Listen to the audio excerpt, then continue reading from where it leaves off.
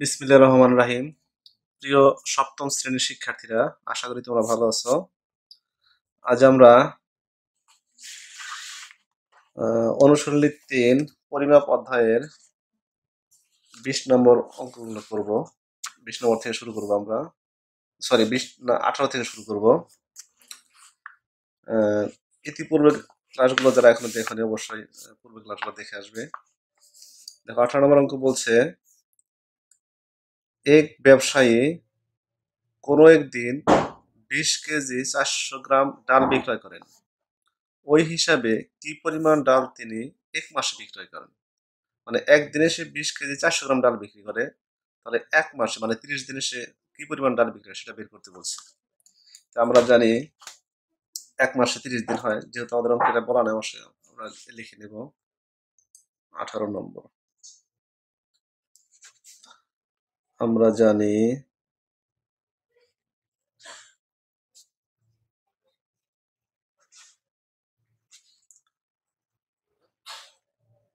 এক মাস সমান ৩০ দিন।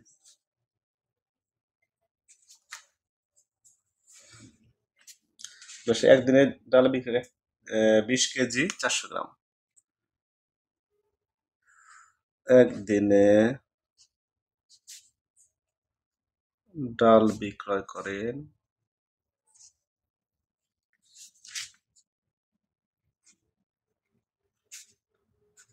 ২০ কেজি ৪০০ গ্রাম।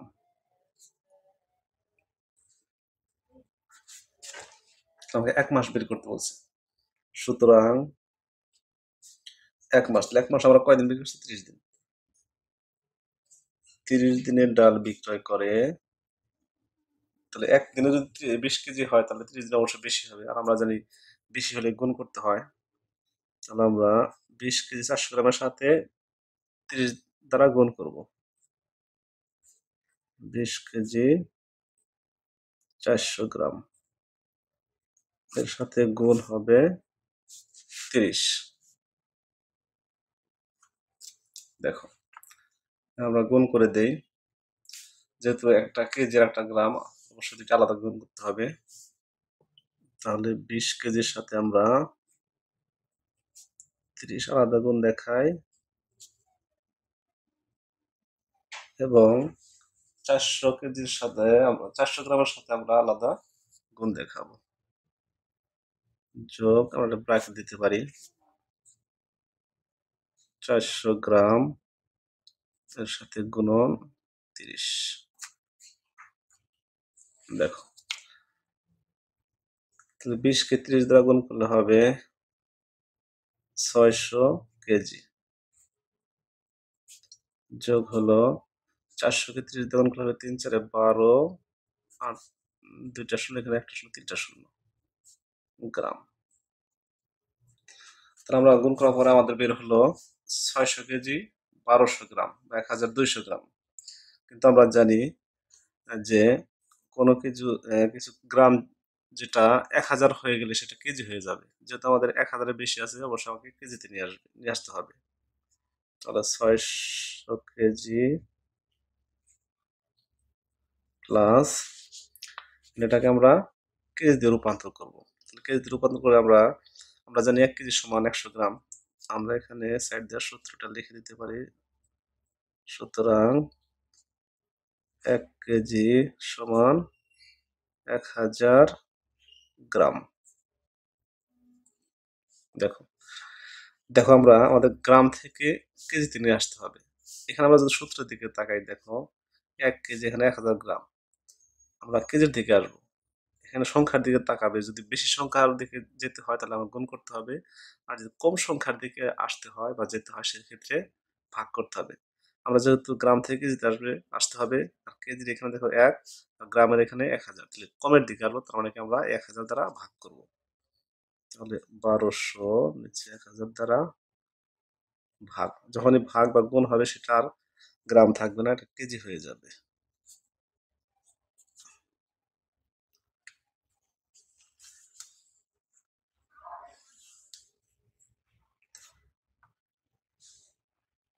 ও এখানে আমি একটা দেখো, এখানে গুণের এখানে একটা শূন্য কম হয়ে গেছে, 12,000 গ্রাম।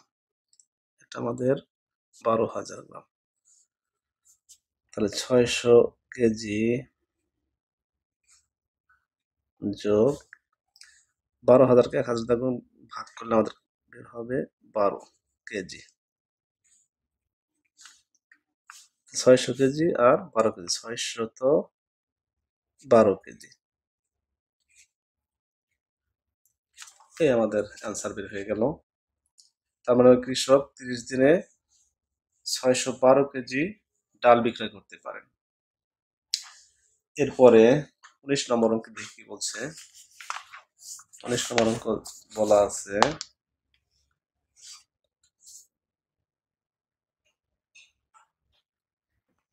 এক খণ্ড জমিতে 20 কেজি 850 গ্রাম সরিষা উৎপন্ন হলে এরূপ 7 খণ্ড জমিতে মোট কি পরিমাণ সরিষা উৎপন্ন হবে? সেম অঙ্ক দেখো, 18 অঙ্ক আর 19-এর অঙ্ক সেম, একই নিয়ম। আমরা শুরু করি। 19 নম্বর,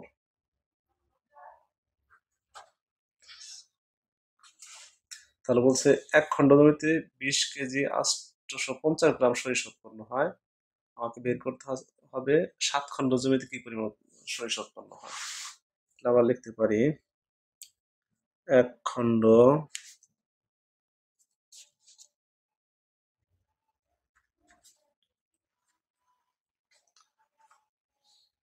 জমিতে সরিষা হয় কত কেজি? 20 কেজি 850 গ্রাম। সুতরাং আমাকে বের করতে হবে 7 খণ্ড জমিতে। 7 খণ্ড জমিতে অবশ্যই বেশি উৎপন্ন হবে, আর বেশি হলে কি গুণ করতে হবে। তাহলে 20 কেজি 850 গ্রাম এর সাথে আমরা গুণ করবো কত? 7। এসব অঙ্ক আমি এভাবে না করে অন্যভাবে করতে পারি, যে প্রথমে যদি আমরা গ্রামকে কেজিতে রূপান্তর করি অথবা কেজিকে গ্রামে রূপান্তর করি, তারপরে তুমি 7 খণ্ডের পরিমাণ বের করতে পারবো, এভাবে করা যাবে। দেখো এখন যেহেতু দুইটা, একটা কেজি আর একটা গ্রাম, দুইটা আলাদা গুণ করতে হবে। তাহলে 20 কেজি গুণন 7, মাঝখানে যোগ চিহ্ন দিতে হবে যখন আলাদা করবো। 850 গ্রাম এর সাথে গুণন 7, তো গুণ করলে দাঁড়াবে 20কে 7 দিয়ে গুণ করলে হবে 140 কেজি যোগ 850কে 7 দ্বারা গুণ করলে হবে আমাদের, গুণ করে দেখি কত হয়, 5,900, 5,950 গ্রাম।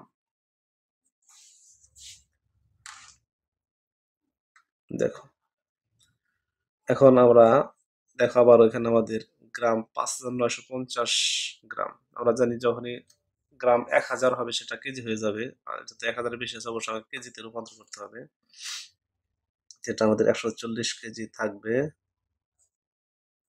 যোগ এটাকে আমরা গ্রামে না কেজিতে রূপান্তর করবো। সেক্ষেত্রে আমাদের সূত্র প্রয়োজন হবে, আমরা জানি কি 1 কেজিতে সমান 1,000 গ্রাম। এখন দেখো আমরা গ্রাম থেকে কেজিতে আসবো। তাহলে আমরা সংখ্যাটাতে তাকাবো, আমাদের যে সূত্র লিখেছি এখানে সংখ্যা দেওয়া, এখানে 1, এখানে 1,000। কম সংখ্যার দিকে আসলে আমাকে ভাগ করতে হবে, আমরা কেজির দিকে আসবো, তার মানে কম সংখ্যা ভাগ করতে হবে 1,000 দ্বারা। 5,950 ভাগ 1,000। যখনই আমরা গুণ অথবা ভাগ করবো তখন আর আগের যে একটা সেটা থাকবে না, সেটা কেজি লিখতে হবে। 140 কেজি, এটাকে ভাগ করলে দেখো, আমরা যদি ভাগ করি তুমি যদি ক্যালকুলেটরে ভাগ করো তাহলে কিন্তু এখানে 10 দশমিক আসবে। অবশ্যই ক্যালকুলেটরে ভাগ করা যাবে না। এক্ষেত্রে এখানে আমরা একটা কাজ করতে পারি, দেখো আমরা এই লাইনের একটা কাজ করতে পারি। আমরা যদি 5950 গ্রামকে এই লাইনটা কেটে দিই, আর একটা লাইন দেখো 5950 গ্রাম, এটা আমরা 5000 গ্রাম আলাদা করবো আর 950 গ্রাম আলাদা করবো। এই লাইনটা আমাদের কাটা 5000 গ্রাম যোগ আর থাকবে এখানে 5000 চলে আসলে 950 গ্রাম। দেখো 140 কেজি। এখন আমরা 5000 গ্রামকে কেজিতে নিয়ে আসবো। আমরা জানি 1 কেজিতে 1000 গ্রাম, তাহলে 1000 দ্বারা ভাগ করব, এটা কেজি হয়ে যাবে। যোগ থাকবে আমাদের এখানে 950 গ্রাম।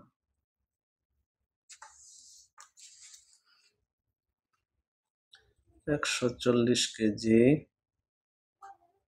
যদি ভাগ করি তাহলে আমাদের হবে 5 কেজি, আর এখানে হলো 950 গ্রাম। এখন দেখো 140 আর 5 কেজি হবে 145 কেজি, আর এখানে আমাদের থাকলো 950 গ্রাম। এটা আমাদের আনসার। তাহলে সে 7 খণ্ড জমিতে 145 কেজি 950 গ্রাম সরিষা উৎপন্ন করে। তো আজকের পার্ট এ পর্যন্তই। তোমরা সবাই ভালো থাকবে, আর যারা এখনো চ্যানেলটি সাবস্ক্রাইব করোনি অবশ্যই সাবস্ক্রাইব করবে। ধন্যবাদ সবাইকে।